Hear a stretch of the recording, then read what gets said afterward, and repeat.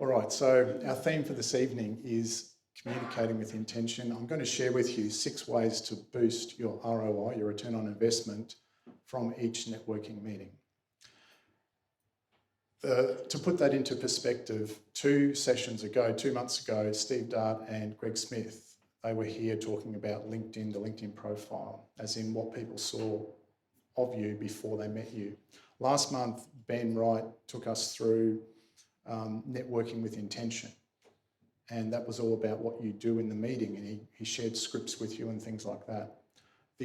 What I'm doing tonight is what happens after the meeting. What happens after the meeting, and how can you intentionally reach those people you meet to continue the relationship, to grow your business, to help more people, as that guy's name is Prince Ear, capital E, small a, if you want to look him up. He's a word artist on YouTube. As he said, to leave a trail, to do you, to be you. How can you do that more intentionally? And that's what tonight is about.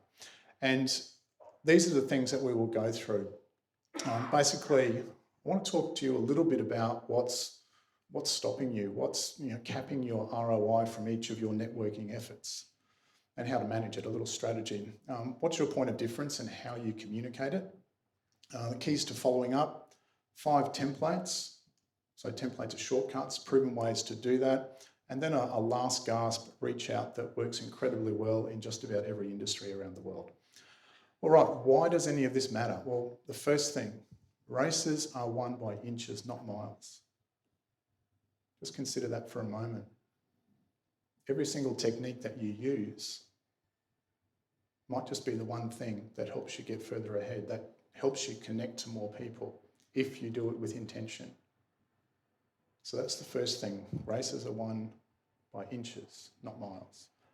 Second, the reason why it matters, and Greg Smith spoke about this 2 sessions ago, technology and AI are iterating incredibly fast. I'm sure we would all agree with that, right? The key thing is, though, is that it's still a human being on the other end making a buying decision. And we still have to connect with our fellow human beings. We can have all the funnels we want, we can have all the AI, all the technology, but it is still human beings who make that decision. And how we connect intentionally with those people we meet makes all the difference to, obviously, your life and their life as well. And thirdly, why it matters? Well, as Luke alluded to, it's something like 70% of Sunshine Coast small businesses use networking as their number 1 strategy. So if we can all use things that are going to, in inches, help us win the race, because in my experience, I mean, you can have a unicorn thing like Luke mentioned with the 4 words changing everything, but mostly it's incremental improvement. There is no magic pill, magic bullet. It's about showing up all the time with intention and finding ways to win the race by those inches. All right, Luke, are you going to... Let's have a look. I just wanted to bring everyone with some group awareness. So there's a question here, and it's rate your level of proficiency, what you believe. There's no right or wrong answer. It's anonymous. Rate your level of proficiency when it comes to follow-up after a networking event. Now, fingers crossed the technology works. Luke, they go to, was it menticom.com? Okay, menti.com, and use the code 58911207. Can you do that now, please? And answer that question just for you. 1 being you're really bad at it, you never do. 10 being you are the greatest, bestest, world's champion networker follow-upper. And if the technology works, we'll start to get some results. 1 is really poor, you don't do it very well. 10 is you are fantastic. So the results are, it's a bit like election night, isn't it? You see the results coming in. So it's 58911207, menti.com.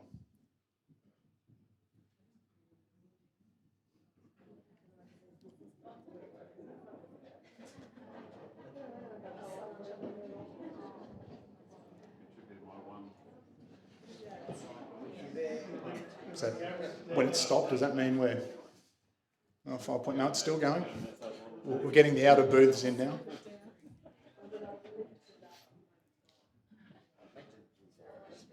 All right, we'll just leave it up for another 5 seconds and then we'll move on.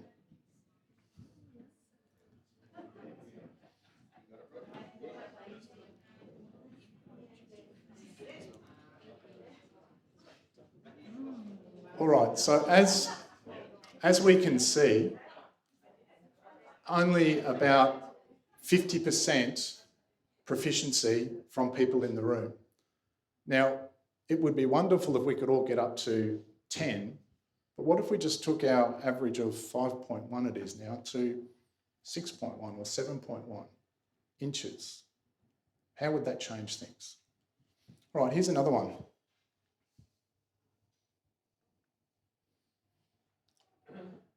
All right, what holds you back when it comes to follow-up after a networking event? You've got a few choices: lack of time, uncertainty about what to say and do, apathy, fear of rejection, or some other thing. And the code is, same code. Different code, 58911207. I think it's the same. It's come up on our screen. Yeah.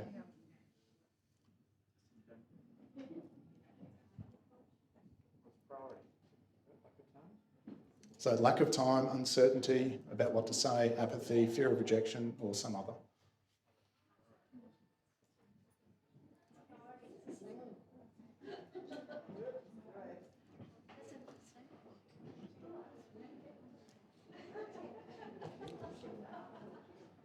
All right, we'll let it go for another 10 or 15 seconds. The outer booths will come in.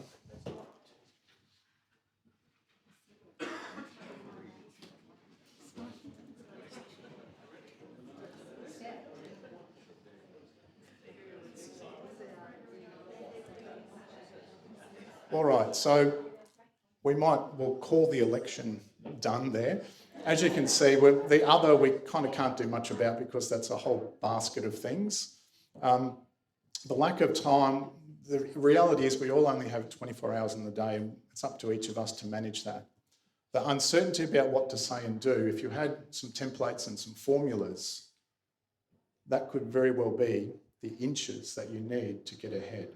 So I would love to see at the end of the night that 27% go down significantly, or even a little bit. That would help everyone. And that's what we aim to do tonight. All right. Thank you, Luke. All right, so when I work with clients, I work with, or under a transcendental communication model. And that has 3 main components. And essentially what that means is that the heart of everything that we do in business and working with fellow humans is to connect to their humanity. It's not about making a sale. I mean, that's a byproduct of it. And we get to do that when we connect to their humanity. And so tonight I want to take you through a few things that will, using the model, help you do that. We'll look at the dimensions 1 and 3 in more detail. So the first part of that model is how you communicate intentionally with yourself. And what that means is it's about me and how I show up in my world, as in my world in here, my world in here. If I don't show up very well, that shows up in results out in my, my physical world. The second dimension is how I communicate with others. Now, others are known others to me, and that's about me and how I show up in their world.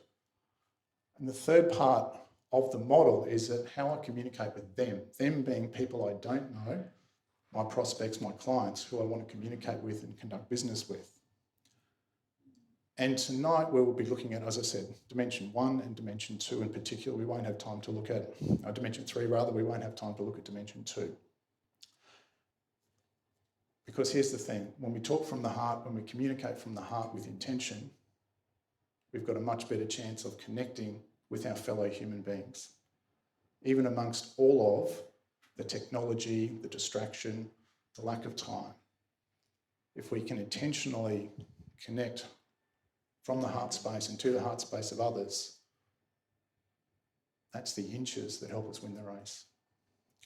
And as Luke said, how we do that is the use of well-crafted words, or as I've said before, words are spells. And so what are you spelling into your life with your words? All right, so let's dive in. So we're looking at dimension 1, communicating with self. There's a good chance that, and I know this because you're a human being, if we can't communicate well with ourselves, as I said, it's hard to communicate really well with others. There's a good chance that you suffer from ants. Ants is auto-negative thinking. Now, psychologists tell us that that is a survival response from our caveman days. In other words, there was always a saber-toothed tiger in the bushes that we protected ourselves from. So we have what they call a negativity bias. The problem with that is that that can become a really bad negative loop. And what that will do is, during networking, that will show up in our energy and how we communicate with people. You know, we kind of can't put words around it, but we feel it. And so one of the key things of getting a really good return on investment is your self-image and how you show up in a room. If you'd like to change your ants, your auto-negative thinking, there is a solution. And in my opinion, this is the way to change everything about your world and your results. It's 3 steps: awareness, going manual, and then having, I guess, the discipline. What's a horrible word these days, isn't it? Having the discipline to make a change. What I mean by that is, if you're unaware of something, it just happens automatically. So to raise awareness, you may not have realised that you do have some ants going on. I know I do. But until I'm aware of it, I can't do anything about it. So the second thing is to go manual. And then the third thing is to have the courage to make a change. So I'll share with you a quick solution a mentor taught me. When you feel or you hear yourself with the ants, the auto-negative thinking going on, that's a moment of choice. What you can do is use these 3 simple words: remove mind viruses. And how that might work in a practical sense is, say you're at a networking event and you're kind of an introvert and I don't really want to go and talk to those people. I'd rather just sit over here in the corner, and there's your ants thinking going on, right? You say to yourself, remove mind viruses, remove mind viruses, remove mind viruses. That very, very quickly can change what is going on in your mind. And that can very quickly change the next interaction that you have. So a small technique like that is a very useful tool for gaining inches to win the race. So that's number 1, your self-image. Okay, now I just want to recap on one of the things that Ben Wright said, because I want to talk about number 2, your point of difference. At the last workshop, Ben gave us a formula for what to say in a networking meeting. And it was a 3-step thing. It was, who am I? What do I do? And what's the proof of life? In other words, that's what he called it. In other words, what's the proof of what you do? So for example, and this is going into, as I mentioned, into the 3rd dimension. So mine might be, hi, I'm Steve Plummer. I'm a marketing strategist and copywriter who uses a transcendental communication model to help business owners connect to their market on a deep level. After working with me, clients have renewed certainty and confidence to serve their community and grow their business, such as my client in the rural space who recently did $1 million in sales in March. It's actually 1.3, but we won't split hairs. So Ben took us through that, so we had a formula to follow. And what I would like to do is to delve into that a little bit for everyone, because the point of difference, how many accountants or finance people are there in the room? Well, only a couple. All right, what about health-related practitioners? A lot more of them, etc. Okay, so here's the thing. When there is a sea of sameness out there, how do you differentiate yourself compared to others? It's a fairly deep question, and one that a lot of people struggle with. So I want to take you through a quick process that can help you. Again, it might be the inch that helps you win the race. If nothing else, it may be something that opens some thinking within your mind about how you are showing up with intention. So here's what I'd like you to do. On the middle section of your sheet, when people hear that you do X or you are X, they have a stereotypical idea about what it is you do. What I'd like you to do is list those stereotypes for your industry. That's the first thing. The second part of it is look at your list about the preconceived ideas about your industry and then list ways that you are different from that stereotype and that you would expect to hear. So this is very much about self-communication. I'll give you about 2 minutes. Have a think about those two things. And all we're looking for here is bullet points on both of them. All right. One of the challenges that came up, it was, I think 28% was I really don't know what to do or what to say. So at least around about a third of the room struggles with that. So if I can give you some formulas to follow, again, the small inches that help you win the race. So essentially, when I'm following up with someone, I will have a funnel like this, and it's more so in my mind than anything formal. But obviously, we started a networking meeting, then I'll do email number one. One of two things happens. They either say yes and we have a meeting and whatever else after, or they say no. More than likely it's a no, right? Then you go to a second email. The thing is, the second email needs to have a different hook to the first email. If they haven't responded to the first email, there's no point repeating that hook, right? That same angle. So again, they'll either say no or they'll say yes. Then you keep going. And so let's have a look at what these email hooks are. I teach about 12 of them. I'll take you through 5 of them and 3 of them in detail. So your page looks like that. The first one is the loop close. This is probably the most important one. I'll get to that in a minute. The second one is the big problem. In other words, it would be something like, hi Mary, one of the huge challenges for your industry is XYZ.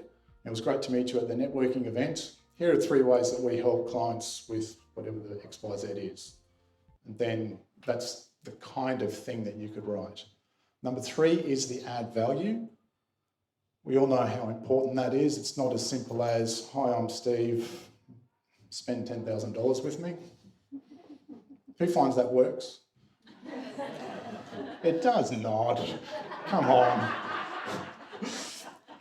Number 4 is the hot topic. So it's an email that reaches out or a message that reaches out and offers some information about a hot topic. Obviously, in the business world, what's a hot topic at the moment? 2 letters. AI. People are always wanting to know information about that. And then the last one is the 9-word email. So I'll give you 10 seconds just to fill those in on your sheet if you haven't done so. Let's go and have a look at the loop close email. Just have a quick read of that email. It's on the screen and on your sheet.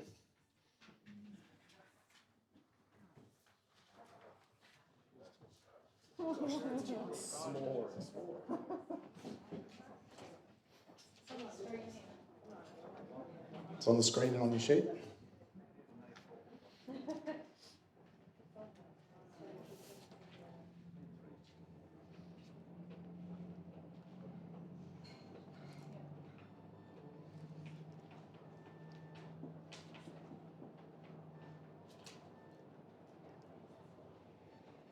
So there are several critical parts to an email like that. Those are the parts: the direction, the call to action, where you add value, the point of connection, what their next step is, and the context. What I'd like you to do is have a think about that and write next to it in the box what those things are. Let's do the first one together. So the first sentence, quick touch base today, as in hi name, quick touch base today to close the loop on our chat at whatever it was last week. That obviously is the context. This is really, really important, right? Because I don't know about you, but I go to a lot of things, meet a lot of people, have a busy mind, lots of emails, etc., etc. There's a good chance tomorrow, the next day, I'm not going to remember who that person was. So you've got to give context. And this is really important to close the loop. So the context is really important. So I'll just give you a minute, have a look at what those other things might be, where they might go. There's a bit of value add in there. Now understand this is not the only way to write the email. This is one way. It's a template to follow, to adjust and adapt as you need to. Obviously that's the next step. And then we have the direction or the call to action. One of the things that most people could improve is to be really direct with what you want them to do. You know, like I said, I'm busy, I'm distracted. If you tell me to click a button or make a phone call or reply to an email, it's cognitively easy for me to do that. So don't wimp out on that one. Okay, so that's the loop close email. It's really important to give them a context for where you saw them, to give them some value, so it's not just, hey, come and do business with me and pay me $10,000. Doesn't work. And then give them a next step, obviously. So the loop close email is really important. Okay, email, the next one, ROI booster number 5, is how to add value. There are many ways. Here's a couple of examples. You could send them, if it's a short course, an online course, you could send them a case study, you could send them a checklist, you could send them a technical report, you could send them a template, you could send them a coupon, something that is going to add value of yours to their life.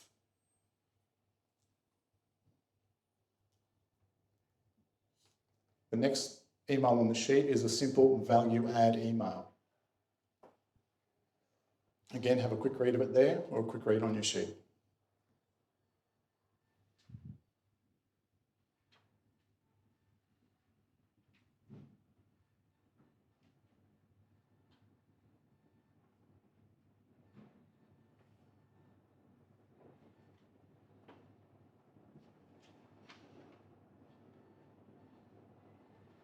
No, it's not pushy. It's just, hey, remember me? I know we spoke about X problem. Here's some information that might help you.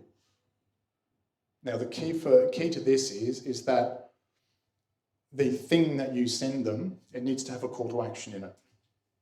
Right? That is key. So you only want them doing one thing per email. Sharon, did you have a quick question? Yeah, thanks, Steve. What's your time frame? Like, that's not the next hour. No. Like, you've got to give people a couple of days, 3 days, 1 day. Is there a time that's too long to leave it? Oh, 3 or 4 days is probably too long, or certainly 10 days or a week or more. Oh, I've forgotten. I don't know about you, but I can't remember last week. So are the people you're trying to contact, right? Okay, quick one. What are just some ideas from you in your business? What are three free things that will add value to someone's life that are easy to attach to an email or a message on LinkedIn? I'll just give you 30 seconds for that. And don't write down case study. Write down John Smith case study of fixing X. Or it might be the shortcut checklist to X. Again, opening your mind, getting you thinking differently, the inches. What are 3 things that you could use to add value? The next one, ROI booster number 6. The very famous in marketing circles, 9-word email. This is something that should not work. It was first uncovered by a guy called Dean Jackson in the US who was in the real estate space. And it has been used, now turned into a marketer and consults around the world, but it's been used in just about every industry. And the 9-word email is simply that, it's 9 words. Here's what he originally did that has been swiped and deployed across so many industries. Now this is very end of it when you've had 4 or 5 contacts and no responses, or 6 or 7 or 8 contacts and no responses. It's kind of like a Hail Mary last gasp. The 9-word email should not work. And the reason it shouldn't work is because it looks like this. For some reason, it works incredibly well. Go figure. Now you might say, well, I'm not in real estate, I'm not even in Ohio, how can that work for me? Well, there are lots of variations of that.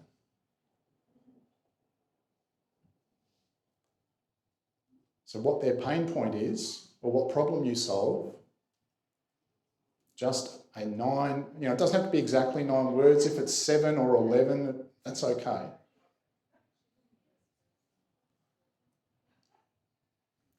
Quick task for you. What would you write in your 9-word email? 30 seconds, go. Now, I don't know about you, and maybe you agree or not, but that should not work, right?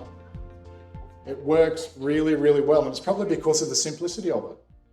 We get thousands of emails, the simplicity of it, asking one single powerful question. Okay, that's what we've covered tonight. Now, my lovely assistant Luke, did you put the 3rd question in or not? You did? Okay, Okay, here we go.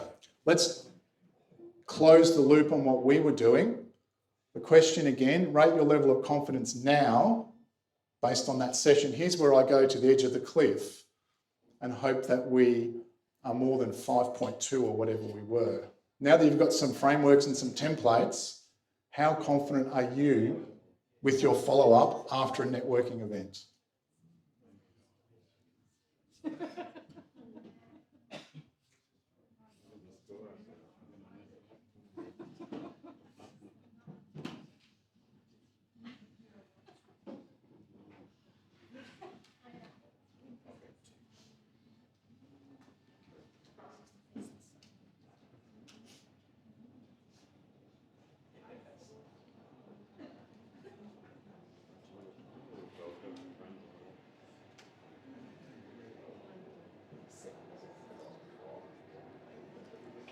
I thought the 8 point something looked really, really good. We could have stopped it there, Luke, after a few seconds. But remember, inches win the race.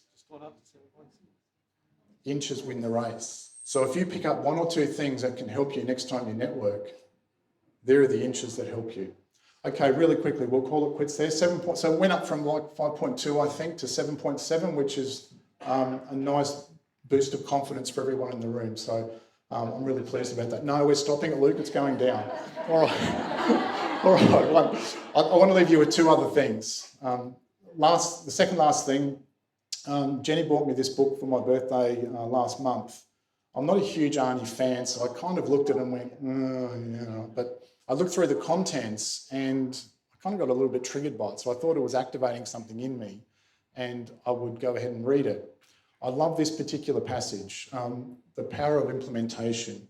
Use it or lose it is a rule with ripe fruit, political goodwill, media attention, coupons, economic opportunities, space to pass on the highway, all sorts of things.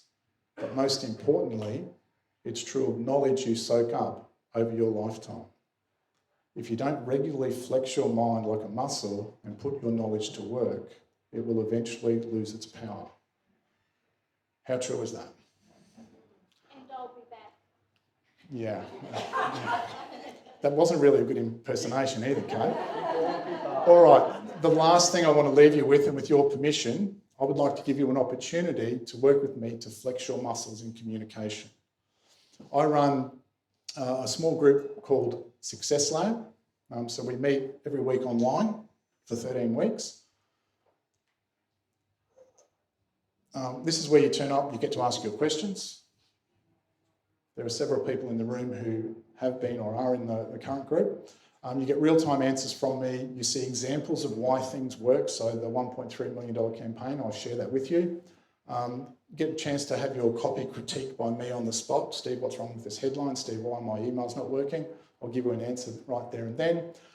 Expand on lessons in the book, and if you don't have a copy of The Influential Marketer, or even Finding You, by all means go and grab one at the end. Access to recordings of each session. I record each session and you get access to that if you want to check up on something. It's really good for small business owners, marketers, from SMEs and even larger ones. It's only $49 a week, but it's a commitment, so you pay that up front.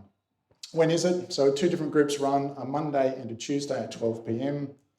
and you get to pick which group you want, but there are limited numbers. We start next week, and only 4 places remain on both days because people repeat it a number of times because they enjoy it. Okay, why does this matter? Well, business can be lonely, as everyone in this room, I'm sure, would agree.